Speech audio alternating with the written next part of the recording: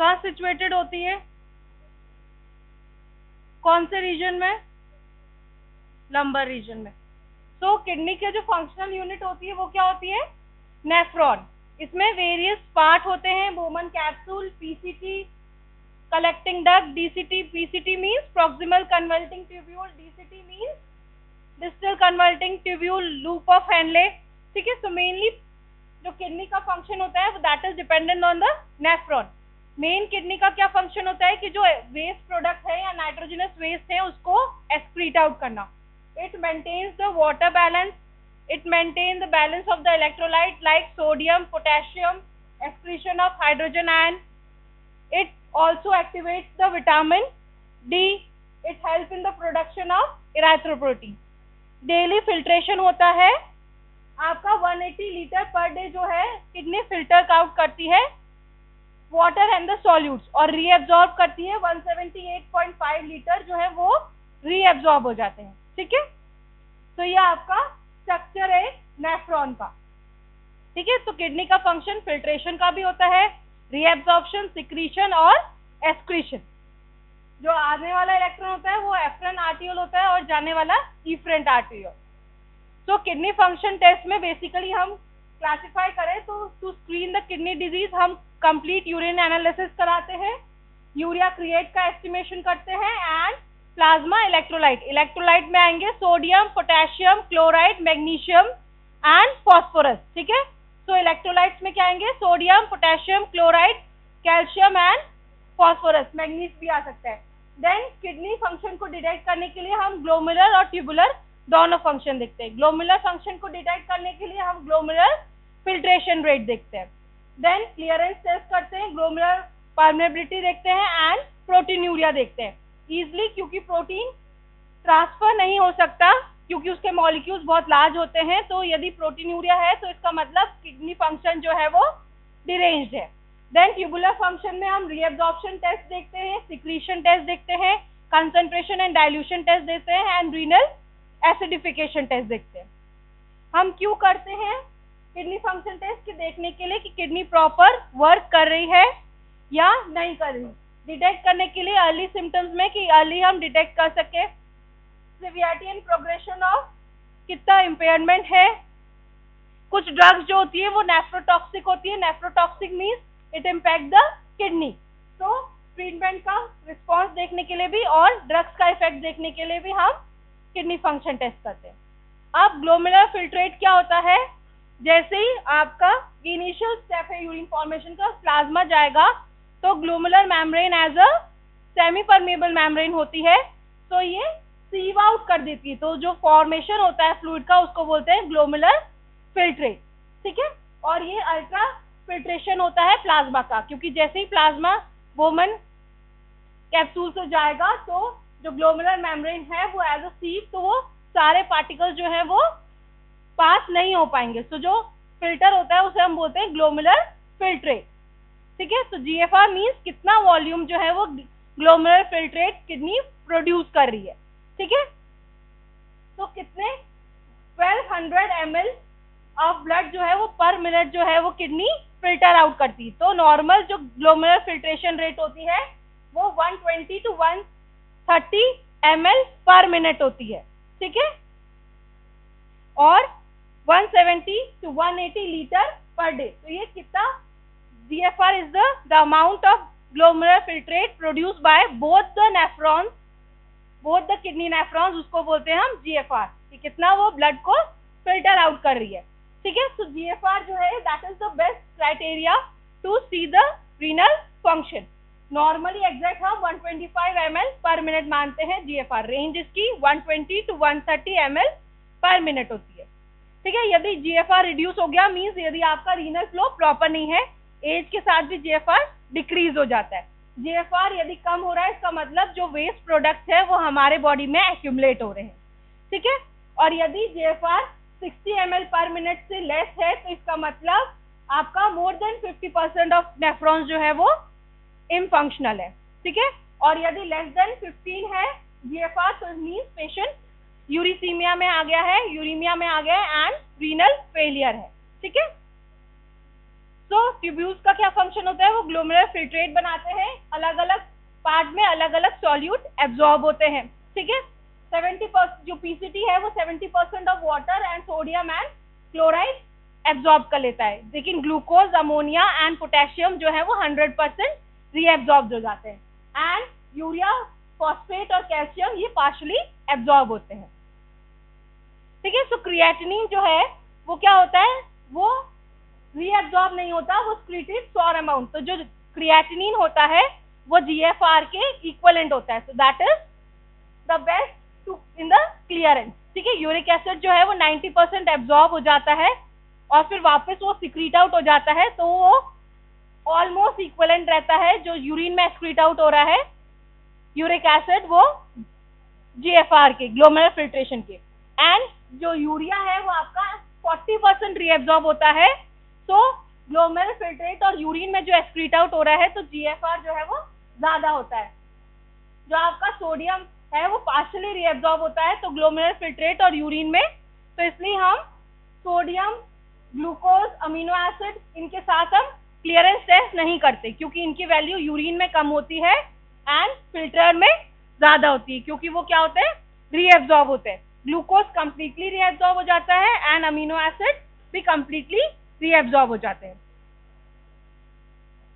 ठीक है। अब अलग अलग फंक्शन, पीसीटी जो है वो क्या करता है, आपके सॉल्यूट को रीएब्जॉर्ब करता है, तो जब सॉल्यूट रीएब्जॉर्ब होंगे तो उसके साथ जो वाटर एब्जॉर्ब होगा उसे हम बोलेंगे ऑब्लिगेटरी एब्जॉर्प्शन, ठीक है।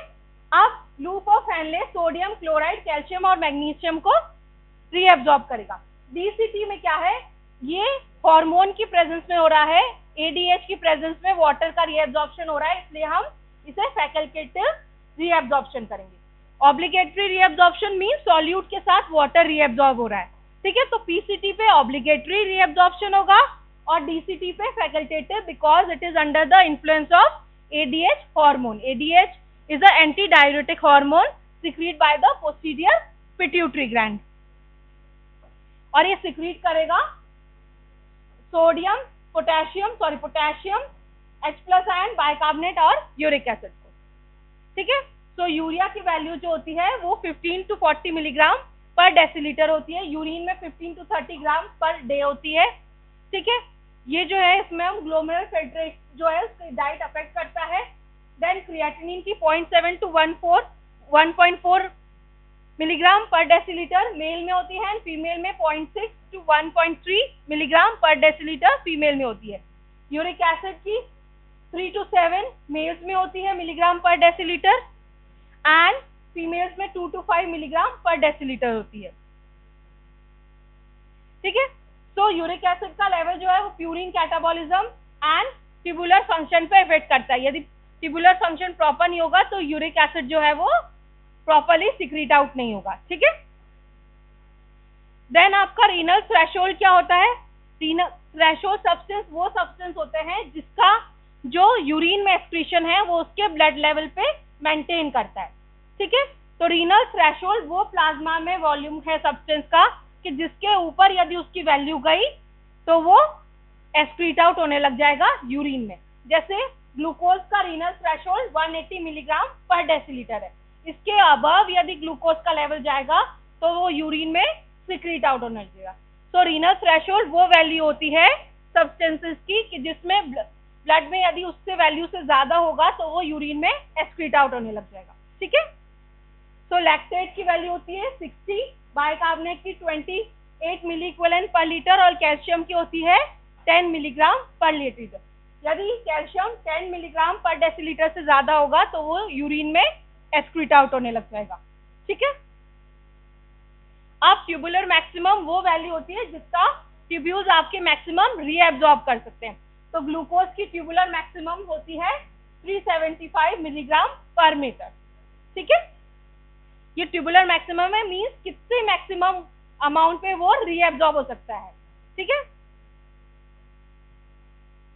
अब पीसीटी में रीएब्जॉर्प्शन 65% ऑफ होता है सोडियम, क्लोराइड एंड कैल्शियम का, ठीक है। और जो आपका ग्लूकोज होता है वो 90% तक एब्जॉर्ब हो जाता है। लूप ऑफ हेनले में आपका सोडियम होता है, देन डिस्टल लूप में सोडियम एंड बाइकार्बोनेट होता है, कलेक्टिंग डन में 2% ऑफ सोडियम होता है, ठीक है। देन डायूरेटिक्स वो ड्रग्स होती हैं जो कि क्या करती हैं, हमारी बॉडी से फ्लूइड को किडनी के थ्रू रिमूव करती हैं। अलग अलग तरीके की डायूरेटिक्स होती हैं, जैसे कि मैनिटॉल होती है। मैनिटॉल जो होती है वो हमारे क्रेनियल प्रेशर को डिक्रीज करती है, जो इंट्राक्रेनियल प्रेशर इंक्रीज हो जाता है उसको डिक्रीज करती है, क्योंकि ये लूप ऑफ पीसीटी पे एक्ट करती है। ये ऑस्मोटिक डायूरेसिस है, मींस ये सॉल्यूट का लेवल क्या करेगी, सॉल्यूट का रीएब्जॉर्प्शन नहीं करा पाएगी, तो क्या होगा, वाटर का रीएब्जॉर्प्शन नहीं होगा, तो वाटर एक्सक्रीट आउट हो जाएगा, ठीक है। क्योंकि ऑस्मोसिस के बेसिस पे क्या होता है, यदि सॉल्यूट एब्जॉर्ब होगा तो वाटर भी रीएब्जॉर्ब हो जाएगा किडनी में। सो मैनिटॉल जो होती है that affects the reabsorption of electrolyte in the PCT. अब जैसे कि कार्बोनिक एनहाइड्रेज इनहिबिटर्स होती हैं, इसका एग्जांपल है एसिटाजोलामाइड। ये क्या करती है, H2CO3 को ब्रेक डाउन होने से रोकती है, जिसके कारण reabsorption of bicarbonate, sodium and water affect हो जाता है। तो कार्बोनिक एनहाइड्रेज का एग्जांपल है एसिटाजोलामाइड।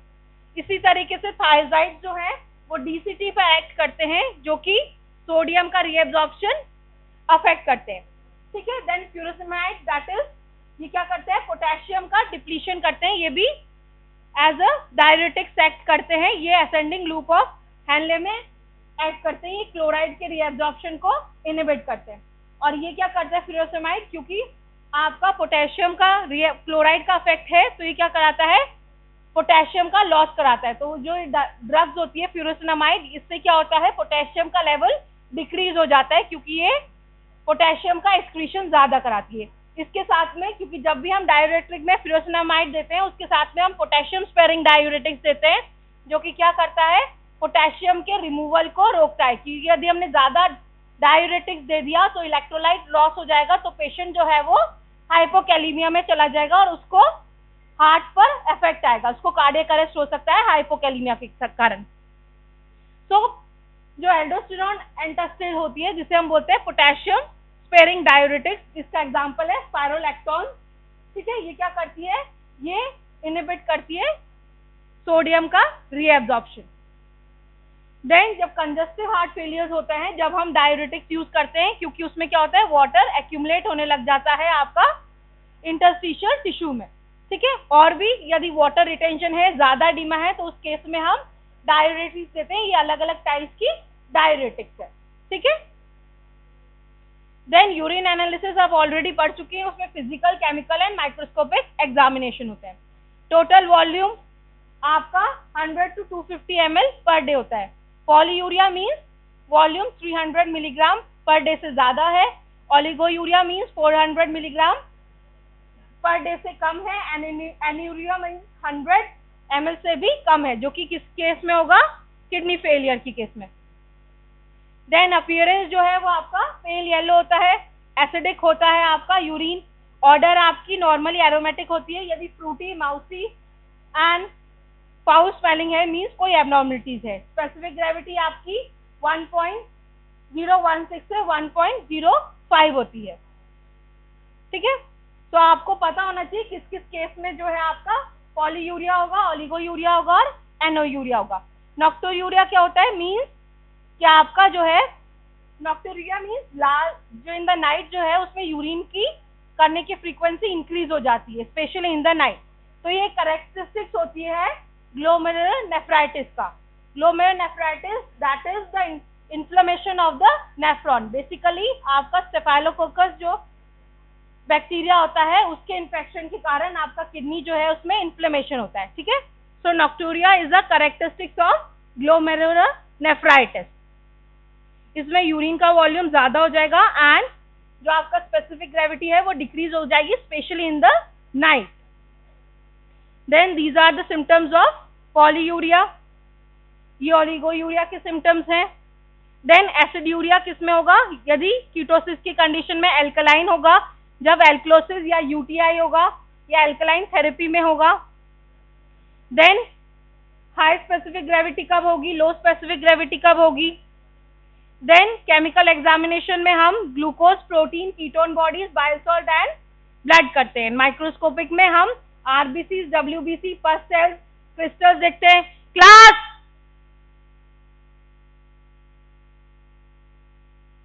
एलएफटी या आरएफटी में से कोई ना कोई एक यूनिवर्सिटी में आएगा ही।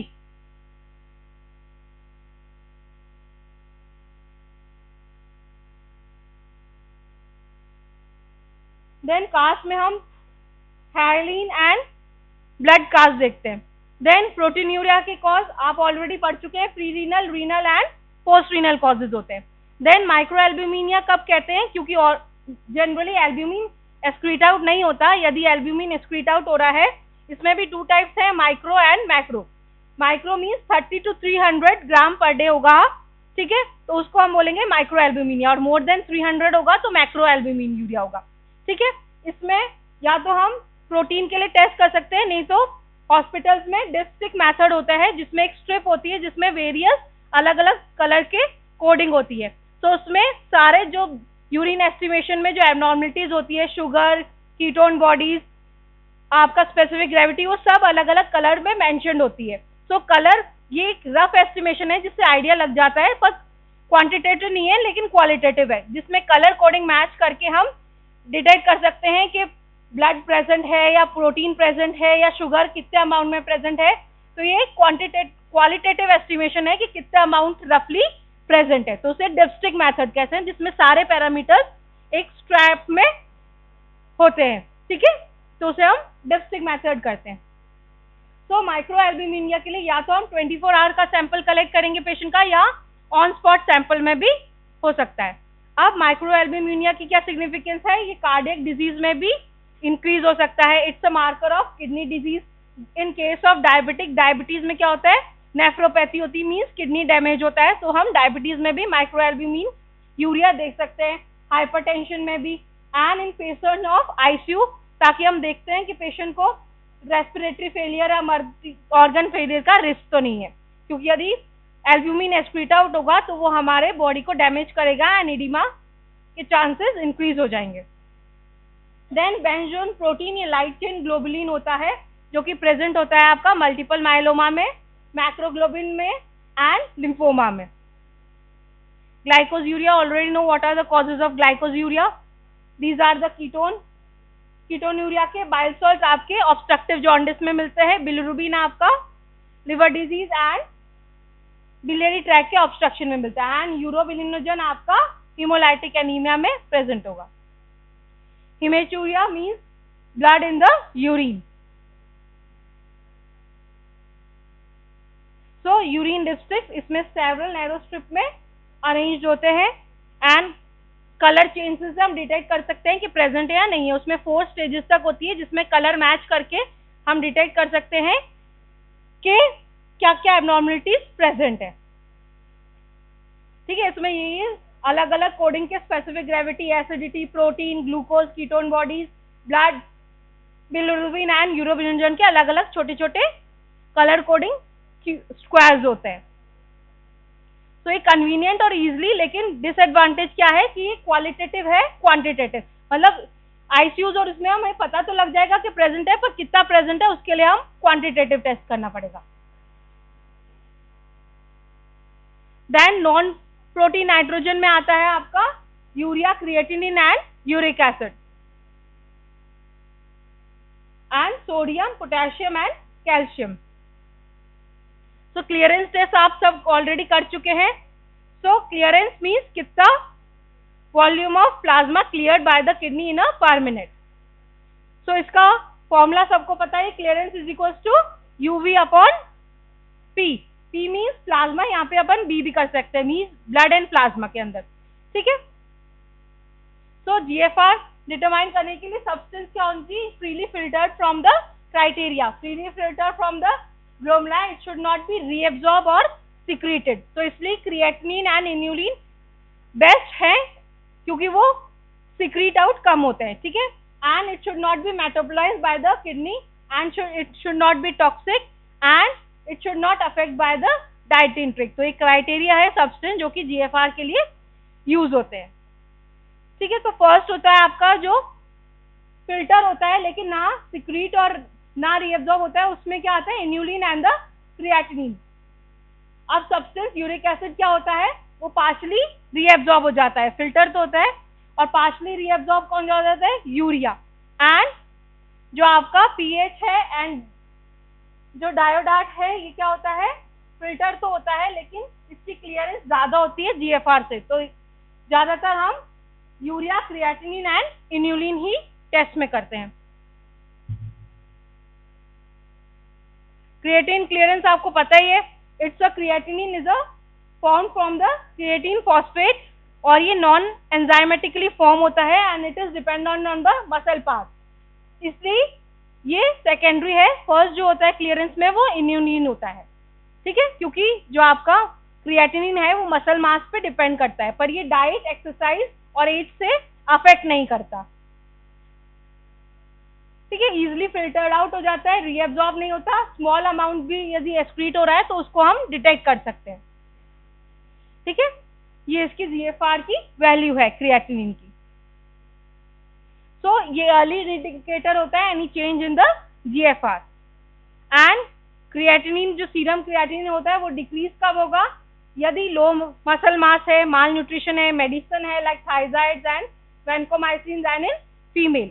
इंक्रीज होगा old disease, renal disease like glomerulonephritis, pyelonephritis means any infection of the nephron, renal failure, urinary obstruction, dehydration, shock, congestive heart failure, ठीक है। ये एस्टिमेटेड जीएफआर है जो कि कैलकुलेशन से हम कैलकुलेट करते हैं। तो दो मेथड होते हैं, एक तो कॉर्कॉफ और दूसरा मॉडिफाइड एस्टिमेशन, ठीक है। अब यदि आपका जीएफआर डिक्रीज है तो उसके बेसिस पर हम क्रोनिक किडनी डिजीज मेंशन कर सकते हैं। यदि मिनिमल डैमेज है तो जीएफआर जो है वो 125 से कम होगा, ठीक है, लेकिन 90 से डिक्रीज नहीं करेगा, ठीक है।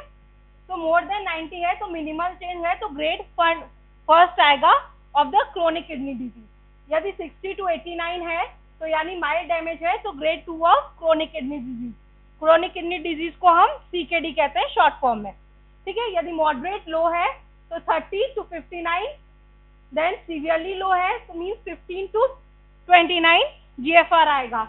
एंड रीनल फेलियर में जिसमें यूरिसीमिया हो जाएगा, जिसमें लेस देन 15 जीएफआर होगा। तो these are staging of chronic kidney disease on the basis of clear GFR, ठीक है। तो जीएफआर देख के हम ग्रेडिंग करते हैं कि किस स्टेज पर है kidney disease. Then urea, it is end product of the protein metabolism, आप ऑलरेडी क्लास में पढ़ चुके हैं। स्टैंडर्ड हम कम करेंगे जब वॉल्यूम 2 ml पर मिनट से कम होगा। तो नॉर्मल वैल्यू यूरिया की 20 to 45 मिलीग्राम पर डेसीलीटर होती है। So these are the causes, pre-renal, renal and post-renal. In medication में ACE inhibitors, acetazolamide, aminoglycosides and diuretics में। Then azotemia means जो सारे जो नॉन प्रोटीन नाइट्रोजन है like urea, uric acid and creatinine increase होना। तो यदि एजोटीमिया है मीन्स सारे यूरिया, क्रिएटिनिन और यूरिक एसिड इंक्रीज है, तो इसका मतलब क्या है, किडनी फेलियर है। और यूरेमिक सिंड्रोम में मीन्स टॉक्सिक जो है वो एक्यूमुलेट करने लग जाते हैं हमारी बॉडी में। देन सिस्टेसिन सी जो होता है ये सिस्टीन प्रोटीज इनहिबिटर होता है। This is highly concentrated in the milk, saliva, tears and inhibit the lysosomal cathepsin. तो सिस्टीन सी भी हम as a clearance agent use कर सकते हैं, ठीक है। तो ये स्टेबल इसका प्रोडक्शन रेट होता है और ये फ्री फिल्टर्ड हो जाती है, ठीक है। और ये डिपेंड नहीं करती एज, सेक्स, मसल मास और इन्फ्लेमेटरी। इसकी नॉर्मल वैल्यू होती है 0.8 से 1.2 मिलीग्राम पर डेसीलीटर, ठीक है। और हाईली सिग्निफिकेंट होती है सिस्टीन देन द क्रिएटिनिन। तो ये अर्ली डिटेक्ट कर सकते हैं आपका किडनी डैमेज को, ठीक है। अब क्रिएटिनिन ब्लाइंड एरिया क्या होता है, जब जीएफआर आपका 40 to 70 ml पर मिनट होती है तो उसमें क्रिएटिनिन जो है वो शो नहीं कर पाता कि किडनी डैमेज है, ठीक है।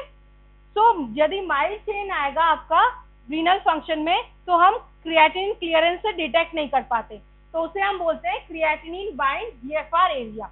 मतलब इस वैल्यूज पर क्रिएटिनिन एस्टिमेट नहीं कर पाता कि आपका किडनी डैमेज है थ्रू क्लियरेंस टेस्ट। तो ये जो क्रिएटिनिन ब्लाइंड जीएफआर एरिया है, ये सिस्टेटिन सी में नहीं होता। सिस्टेटिन जो होता है सी, वो माइन्यूट चेंज भी होगा जीएफआर में, वो डिटेक्ट कर देगा, ठीक है। तो इसलिए हम सिस्टेटिन, और ये अनअफेक्टेड होता है with the muscle mass, weight, height and gender, और जो लिटिल वेरिएशन है वो भी आपको सिस्टेटिन जो है वो डिटेक्ट कर देगा। So that's why cystatin C can be use in place of creatinine, ठीक है। तो ये अर्ली डिटेक्ट कर सकता है and use in the treatment of CKD. Then inulin, it is a polymer of fructose. ये ना तो रीएब्जॉर्ब होता है ना सिक्रीट होता है, पर इसकी डिसएडवांटेज क्या है कि हमको इसको आईवी देना पड़ता है और पेशेंट कंफर्टेबल नहीं होगा। क्रिएटिनिन तो डायरेक्टली हम मेजर कर सकते हैं क्योंकि हमारी बॉडी में प्रोड्यूस हो रहा है, लेकिन इंड्यूलिन को हमको पेशेंट को इंजेक्ट करना पड़ेगा, तो अननेसेसरी पेशेंट को एक प्रोसीजर के थ्रू एडमिनिस्टर होना पड़ेगा, तो इसलिए हम इंड्यूलिन क्लियरेंस नहीं करते, ठीक है। अब जो डायोडाट होता है ये एक एज अ कॉन्ट्रास्ट डाई होती है, तो इसमें भी पेशेंट को इंजेक्ट करना पड़ेगा, तो इसलिए हम ये भी नहीं करते क्लियरेंस। और डायोडाट इसमें हम रीनल प्लाज्मा फ्लो से देखते हैं कि क्योंकि 700 मिलीलीटर हम प्लाज्मा या 120 मिलीलीटर ब्लड डालेंगे तो क्या होगा, फिल्टर आउट क्या होता है, 1/5 प्लाज्मा जो है वो ग्लोमेरुलर फिल्ट्रेट में आता है। तो इससे हम, क्योंकि ये डाई है, तो हम कितना ब्लड फ्लो हो रहा है इन द रीनल ट्यूब्यूल्स तो वो हम देख सकते हैं। तो इसे हम एज अ डाई यूज करते हैं ताकि हम प्रॉपर देख पाए कि नेफ्रॉन जो है वो प्रॉपरली फिल्टर आउट कर रहे हैं या नहीं कर रहे। देन ग्लोमेरुलर फिल्ट्रेशन मार्कर के लिए प्रोटीनूरिया होता है, means presence of protein in the urine. इसके 3 कॉज होते हैं, एक तो ग्लोमेरुलर, ट्यूबुलर एंड एक पैथोलॉजिकल। ग्लोमेरुलर क्या होगा, जिसमें यदि ग्लोमेरुलर डैमेज होगा तो आपका प्रोटीन जो है वो यूरिन में आएगा। देन इसका एग्जांपल है माइक्रोएल्ब्यूमिन यूरिया, ये हम ऑलरेडी पढ़ चुके हैं। Micro means 30 to 300 milligram per day, ठीक है। इसमें हम डिटेक्शन करने के लिए early morning mid stream urine लेंगे, एंड ये हम क्यों करते हैं माइक्रोएल्ब्यूमिन यूरिया, ज्यादातर इन डायबिटीज पेशेंट और एक हाइपरटेंशन, ताकि हम देखने के लिए कि किडनी जो है वो अफेक्ट नहीं हो रही, क्योंकि ये क्रोनिक डिजीज है जो कि किडनी को अफेक्ट करती है। क्रोनिक डिजीज में आपकी डायबिटीज और हाइपरटेंशन आती है, ठीक है। तो इसमें नेफ्रोपैथी तो नहीं हो रही, तो उसके लिए हम बेस्ट मार्कर होता है माइक्रोएल्ब्यूमिन, और हम लैब में करते हैं ACR ratio, means albumin to creatinine ratio, जिससे हम देख सकते हैं कि किडनी में डैमेज है या नहीं है, ठीक है। तो इसका नॉर्मल वैल्यू फीमेल्स में लेस देन 32 होती है, मेल्स में 23। एल्ब्यूमिन टू क्रिएटिनिन मींस माइक्रोएल्ब्यूमिन कितना आ रहा है, क्रिएटिनिन कितना आ रहा है, उसका डिवाइड करके रेशो निकल जाता है, ठीक है। सो इन केस ऑफ डायबिटीज और हाइपरटेंशन पेशेंट में हमको 1 साल में ACR कराना चाहिए ताकि हम देख सके कि नेफ्रोपैथी तो नहीं है। देन ओवरफ्लो यानी मींस यदि आपका कंसंट्रेशन ही ज्यादा हो प्रोटीन की, इन केस ऑफ हेमोलाइटिक डिजीज और हीमोग्लोबिन यूरिया के अंदर। देन ट्यूबुलर में यदि डिफेक्टिव रीएब्जॉर्प्शन है तो उसके कारण ट्यूबुलर प्रोटीन यूरिया होगा। एग्जाम्पल है जैसे कि रेटिनॉल बाइंडिंग प्रोटीन और अल्फा 1 माइक्रोग्लोबिन अपीयर होंगे इसमें ट्यूबुलर डिसफंक्शन में। देन नेफ्रॉन्स लॉस मींस यदि आपके नेफ्रॉन अफेक्टेड हो गए तो उसके कारण फिर क्या होगा, प्रोटीन यूरिया होगा। देन यूरोजेनिक मींस यदि इन्फ्लेमेशन है तो उसके कारण भी प्रोटीन एक्सक्रीट आउट होगा, ठीक है। तो ये कॉजेज हैं आपके प्रोटीन यूरिया के। ग्लोमेरुलर देन ओवरफ्लो मींस यदि फ्लो में ही ज्यादा है, ब्लड के अंदर ही प्रोटीन ज्यादा है, तो ओवरली कंप्लीटली रीएब्जॉर्ब नहीं हो पाएगा, आपका ग्लोमेरुलर फिल्ट्रेट कितना फिल्टर कर पाएगा। देन ट्यूबुलर मींस यदि ट्यूबुलर डिफेक्ट है, then nephron loss, and then urogenic means any inflammation. Then क्यों जरूरी है, यदि हम नेफ्रोटिक सिंड्रोम को हमको डायग्नोज करता है। नेफ्रोटिक सिंड्रोम के ट्रायड होता है इस डिजीज में, एडिमा, हाइपोएल्ब्यूमिनूरिया एंड प्रोटीनूरिया, एंड इसमें नेफ्रोटिक सिंड्रोम में हाइपर कोलेस्ट्रोलिमिया भी होती है, मींस कोलेस्ट्रॉल का लेवल ज्यादा होता है, ठीक है। और बेसिकली नेफ्रोटिक सिंड्रोम चिल्ड्रन के अंदर होती है, ठीक है। तो यदि हमको 3 सिम्टम्स मिल रहे हैं तो इसका मतलब पेशेंट को नेफ्रोटिक सिंड्रोम है। एल्ब्यूमिन है लो, ठीक है, प्रोटीन एक्सक्रीट आउट हो रहा है, एडिमा है और कोलेस्ट्रॉल का लेवल ज्यादा है, और बच्चा यदि चाइल्ड है तो it means it's a case of nephrotic syndrome, and urea creatinine increase है, ठीक है। या हम रीनल डिजीज के प्रोग्रेशन को देखने के लिए और अर्ली डिटेक्शन ऑफ नेफ्रोपैथी के लिए हम प्रोटीन्यूरिया टेस्ट करते हैं। देन अदर पैरामीटर्स में आएंगे excretory functions, endocrine functions like haemoglobin, calcium and phosphate, और हीमोस्टेसिस मेंटेन करने के लिए लाइक पीएच एंड इलेक्ट्रोलाइट और सोडियम पोटेशियम क्लोराइड, क्योंकि ये आपका रीनल क्या करता है, इलेक्ट्रोलाइट बैलेंस भी करता है। देन ट्यूबुलर फंक्शन टेस्ट देखने के लिए हम कंसंट्रेशन डिप्राइव करेंगे, मींस पेशेंट को फ्लूइड इनटेक लेने से रोक देंगे अप टू द 15 आवर। तो क्या होगी, यदि स्पेसिफिक ग्रेविटी इंक्रीज हो रही है तो इसका मतलब आपका ट्यूबुलर फंक्शन एडिक्वेट है, क्योंकि फ्लूइड नहीं लेगा तो स्पेसिफिक ग्रेविटी क्या होगी, इंक्रीज हो जाएगी। Then fluid dilution means patient को हम वाटर इनटेक इंक्रीज करा देंगे, तो यदि स्पेसिफिक ग्रेविटी लेस देन 1.005 एक बार भी आ गई तो इसका मतलब ट्यूबुलर फंक्शन एडिक्वेट है। देन यूरिन एसिडिफिकेशन, जो कि हम डायग्नोज करने के लिए करते हैं, यदि रीनल फंक्शन है तो इसमें रीनल फेलियर है तो हम इसमें यूरिन एसिडिफिकेशन टेस्ट नहीं करेंगे, क्योंकि ऑलरेडी पेशेंट जो है वो उसके अंदर टॉक्सिन एक्यूमुलेटर है, और हम यदि उसे और एसिड दे देंगे तो किडनी जो है वो प्रॉपरली बिल्कुल ही फेलियर में चला जाएगा। ठीक है, तो क्रोनिक फेलियर केसेस में हम यूरिन एसिडिफिकेशन टेस्ट नहीं करते। ठीक है, हम इसमें पेशेंट को अमोनियम क्लोराइड देते हैं, फिर उसके बाद पीएच मेजर करते हैं। इसको हम क्यों करते हैं, ताकि रीनल ट्यूबुलर एसिडोसिस जिसे आरटीए कहते हैं उसको डायग्नोज करने के लिए। ठीक है, तो ये आपकी समरी है रीनल फंक्शन टेस्ट की। तो यदि रीनल फंक्शन टेस्ट आएगा तो पहले आपको बताना है कि कौन कौन से टेस्ट करेंगे, फिर आपको glomerular function and tubular function उसको एक्सप्लेन करना है। देन रीनल डिसऑर्डर्स में क्या होता है, एक तो होता है आपका renal failure.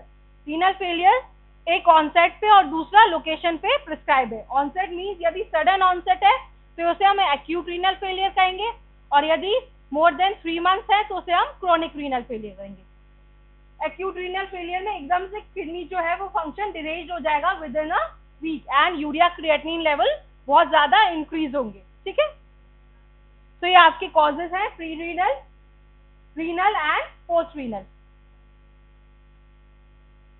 Then chronic renal failure में मींस आपका लॉन्ग टर्म डिस्ट्रक्शन है nephron in case of chronic disease like diabetes, hypertension, या उसको पहले से ग्लोमेरुलोनेफ्राइटिस है, नेफ्राइटिस है। ठीक है, तो उसको हम बोलेंगे क्रोनिक रीनल फेलियर। इसमें भी आपका जीएफआर अफेक्टेड होगा, urea creatinine uric acid increase होंगे। ठीक है, एंड इलेक्ट्रोलाइट भी है वो डिक्रीज होंगे। देन नेफ्रोटिक सिंड्रोम्स में क्या होता है, इसमें आपकी परमिबिलिटी ऑफ द ग्लोमेरुलर जो है वो अफेक्ट कर जाती है, एंड इसमें हाई अमाउंट ऑफ प्रोटीन जो है वो पास होने लग जाता है थ्रू द किडनी। तो क्या होगा, एल्ब्यूमिन डिक्रीज हो जाएगा तो इडीमा हो जाएगा।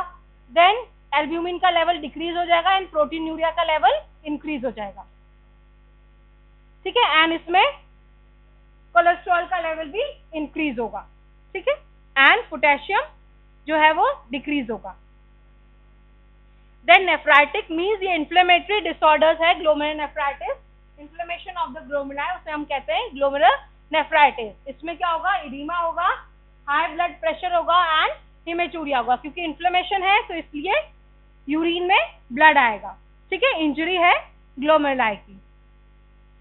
देन रीनल स्टोन है, जो कि बेसिकली ज्यादातर कैल्शियम के भी होते हैं, लेकिन यूरिक एसिड, ऑक्सिलेट इसके भी स्टोन होते हैं।